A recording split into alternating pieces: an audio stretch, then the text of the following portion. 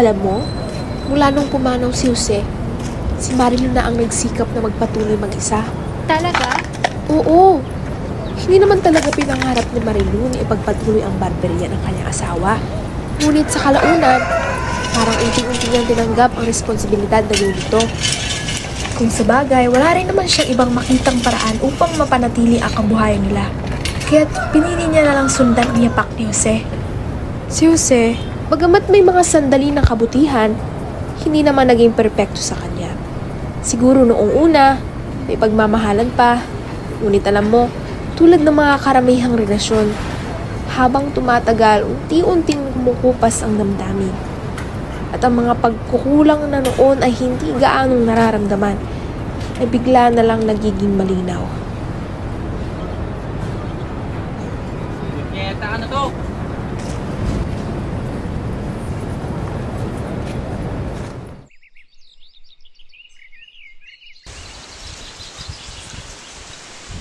Marilo! Helsing, halika kayo dito! Alam niyo ba kung anong ginawa ko? Ano yun? Pinamalita ko sa mga suki ko kung sino man magpapagupit sa'yo, may libreng piko. Tingnan niyo! Special yan! Ang daming latik! Ay nako, ewan ko na lang kung di ka padudumugin ng mga mapapagupit sa'yo. May basbas ka na ni Father. May libi pang merienda mapapagupit sa'yo. Wala na yatang darating. Ito naman, ang bilis sumuko, maaga pa naman. Huwag ka kasing tumunga nga dyan at lalo kang mababagot. Magbasa ka. Edmond, ano bang balita? Alam mo, kung may pera lang ako, pupuntahan ko yung Trina in Manila. Ang siguro. Yan naman talaga gusto mangyari, Marcos. Aluwin ang mga tao para hindi pag-usapan ng martial law at ang mga pang-aabuso niya. Hoy Edmond, mag-ingat ka sa pagsasalita. Baka mamaya may makarinig sa'yo. Perfect.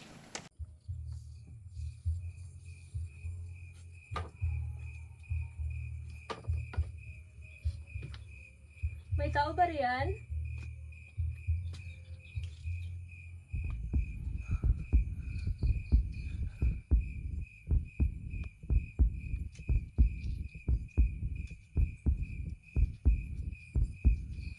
Edmond? Diyos ko! Ninang, nakikusap ako. Unahon ho kayo. Sana huwag niyo po sabihin na dito kami nagtatago.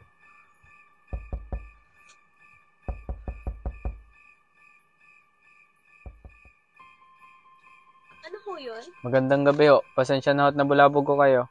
May tinutugis ko kaming mga rebelding na pagawi dito. Baka may nakita ko kayong mga napadaan dito.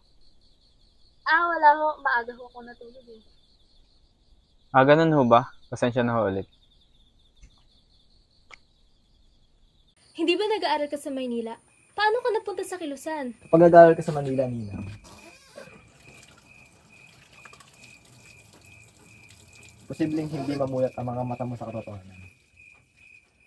Saksi ko ang pang-aalipin at pang-aabuso ng gobyerno. Madami akong kasama. Yung iba, pinadukot, binugbog, tinorture. Hanggang ngayon, yung iba di pa yung makita.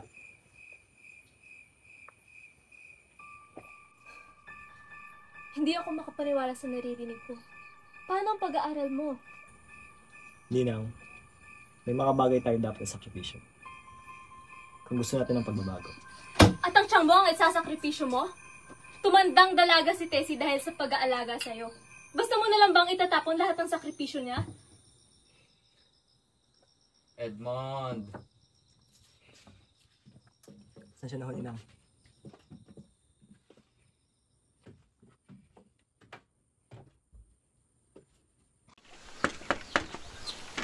Bakit?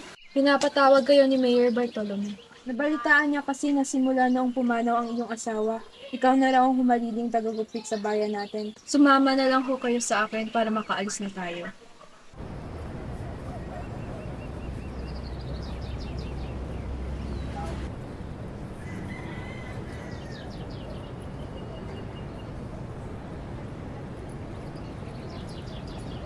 Magandang hapon po. Ano yon? Wala. Binabati ko lang po yung asawa ninyo.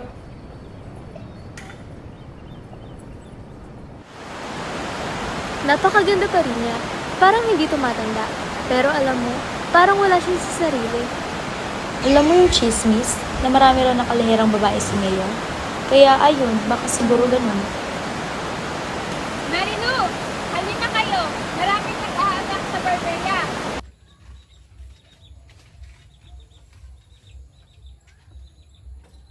Mabuti na lang at nagmarsyalo. Tingnan mo, tumino lahat ng tao. Nabawasan ang krimen at tumahimik ang lahat. Paano? Dito tahimik. Kinukulong nila ang lahat. Pati mga inosente na dadamay. Ang totoo nga nagmarsalo ay dahil gusto ni Marcos na manatiling presidente. Ano ba naman yung mga pinagsasabi mo? Nagpatayo siya ng mga eskwelahan at ipinaayos ang mga kalsada, di ba?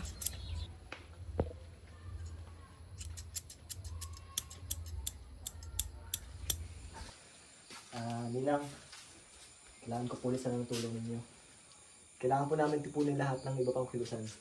At wala ho akong ibang alam na lugar kung saan mas ligtas na pwede magpulong kundi dito sa barberia nyo.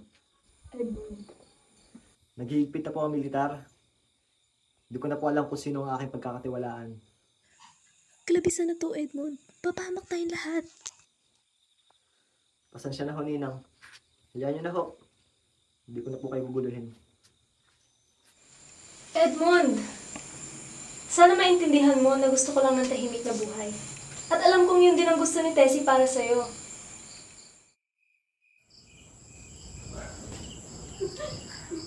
Nasaan na si Father?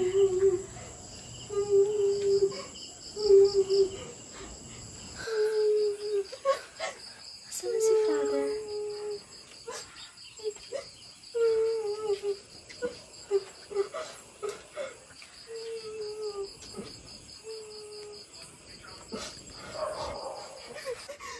Ma'am Cecilia? Okay na po ba? Marilu, ikaw ba yan? Talaga may dinadamdam si Ma'am Cecilia. Siguro dahil ito sa kanyang asawa. Marilo! Marilo! Kakagaling ko lang sa bahay. Nakausap ko si Berto. Nagkakagulo daw sa simbahan. May nangyari.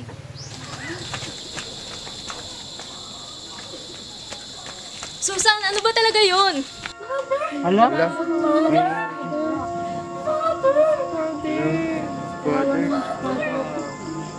Sa lahat ba naman ang tao si Father?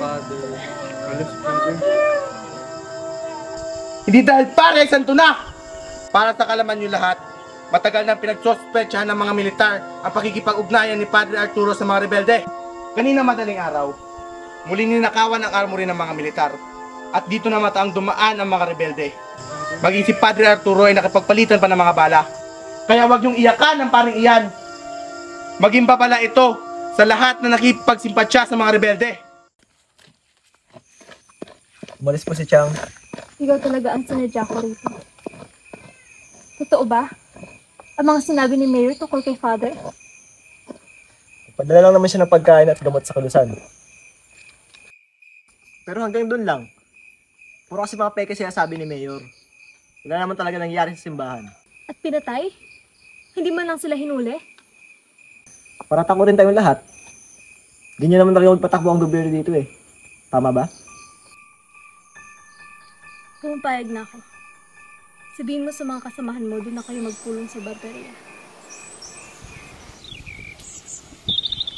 Marilo! Marilo! Sandali! Ma'am Cecilia, ano pong ginagawa niya rito? Cecilia na lang.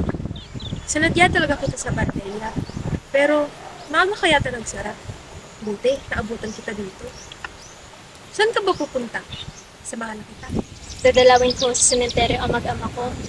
At saka, may tatawirin pa po akong ilog. Baka makasagabal pa po yun sa inyo. Hindi. Saan ilog yun? Gusto ko makita.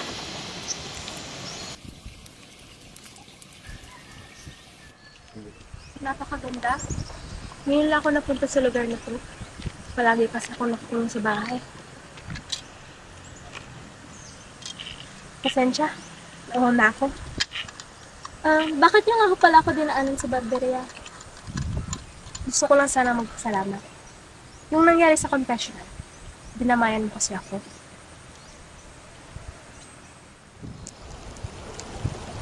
Ilog! Marilu, tingnan mo, ang ganda.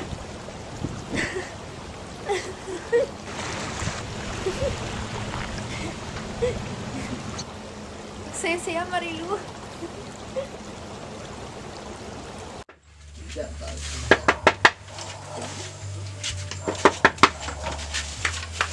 Ninang, mga kasama ko nga pala. Sige, pasok kayo.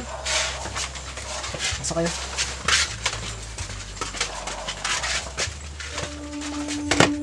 Lahat tayo, hinahangad ang pagtatapos ng gerang ito. Sino bang gusto sumabak sa gera? Pero para mahintong digbaang ito, dapat tumbasan rin ang digma.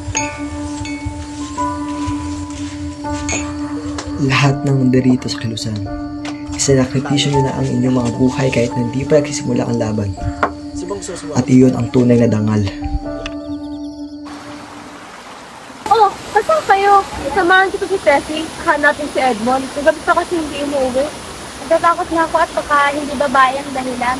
Baka nga sumama na sa mga rebelde. May napanggit ko sa'yo. Wala. Hindi mo na kami. Baka abutin kasi kami ng dilim. Sige.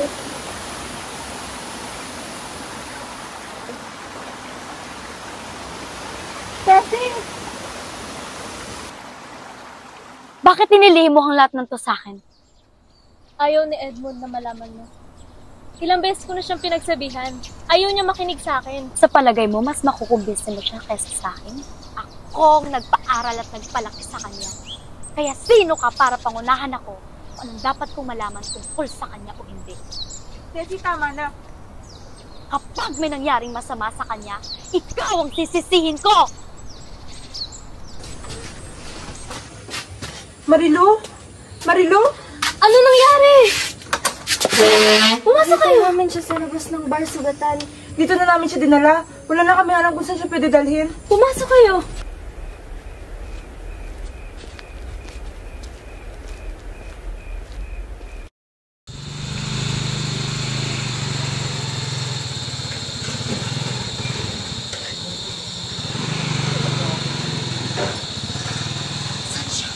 Nandun sa itaas sa may kwarto.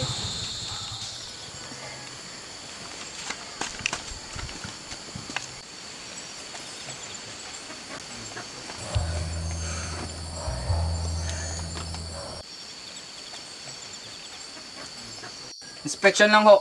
Nabalitaan niyo sigurong ginawang pang-ambush ng mga rebelde sa mga kasamahan namin. Ilang rebeldeng sugatan ang nakatakas.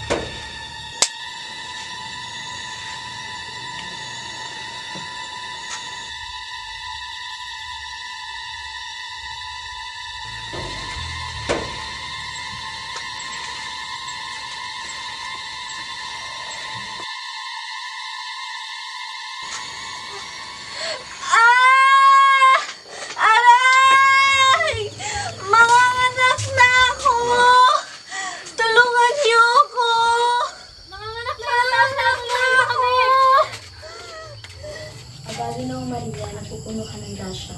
Ang Panginoong Diyos ay nasa iyo. Bukod kang pinagpala sa babaeng lahat at pinagpala naman ang iyong anak na si Jesus. Santa Maria, Ina ng Diyos, panalangin mo kami makasalanan, ngayon at kung kami mamatay. Amen. Abagi noong Maria, napupuno ka ng grasya. Ang Panginoong Marilu, Diyos ay nasa iyo. galante yung ginagawa mong pagtatago kay Edmond sa Barberia. Ayaw nilang madamay sa gulo. Iniisip nilang isa ka rin sa rebelde. Marilu, rebelde ka nga ba? Ginagawa ko lang alam kung tama. Pero hindi lahat ng tao handang harapin ko ano ang tama.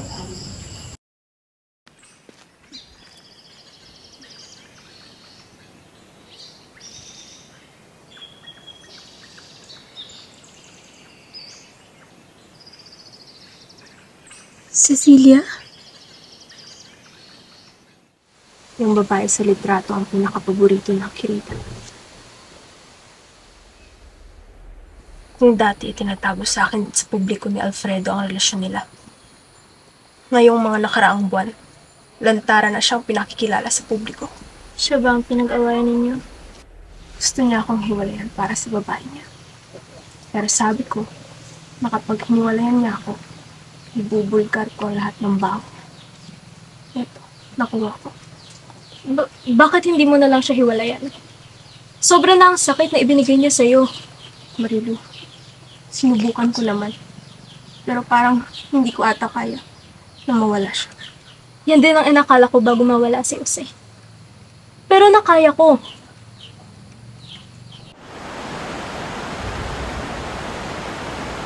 Sabi ng mga hula, babae ito ang magiging panganay ko.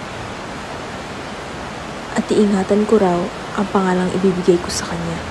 Alam mo ba ako anong pangalang ibibigay ko? Luz. Na ang ibig sabihin ay liwanag. Para kahit anong tahakin niya, para kahit anong kadiliman, ay may liwanag na gagabay sa kanya. Pero hindi dumating sa akin si Luz.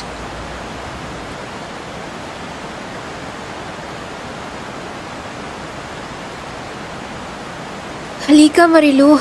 Mas magandang tanawin dito. Cecilia? Cecilia, lumayo ka dyan. Cecilia, anong ginagawa mo? Cecilia? Cecilia? Cecilia!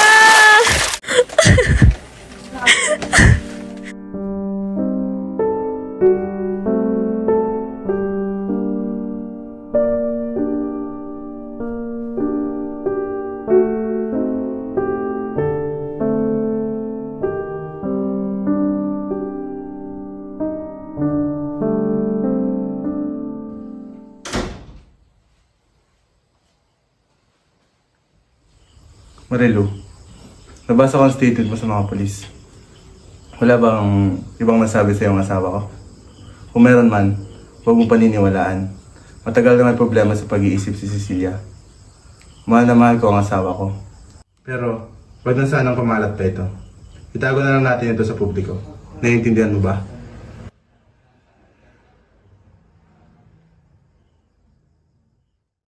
Buti naman. Kaibigan ko yung maamong asawa, Marilu. Isa rin sa pinagkakatiwalaan ko. At tinuturo rin kitang kasapi. Hindi mo gugustuhin maging kaaway ako, Marilu.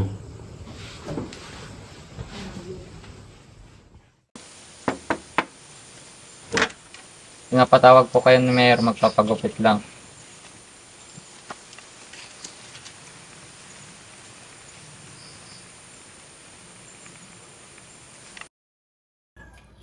Alam mo, Marilu, hindi pa kita lubang napapasalamatan.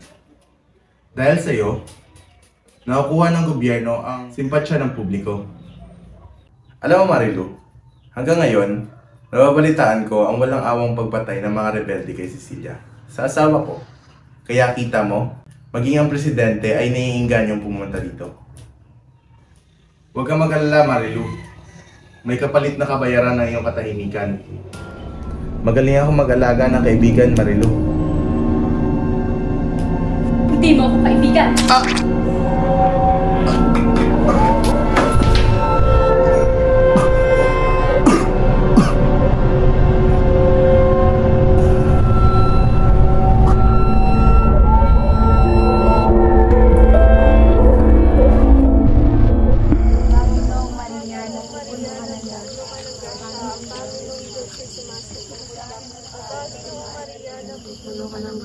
Huwag mong hayaang makatakas ang babaeng iyan sa posisyon. Dahil sigurado akong gagamitin niya yan upang makatakas. Hoy, Marilu!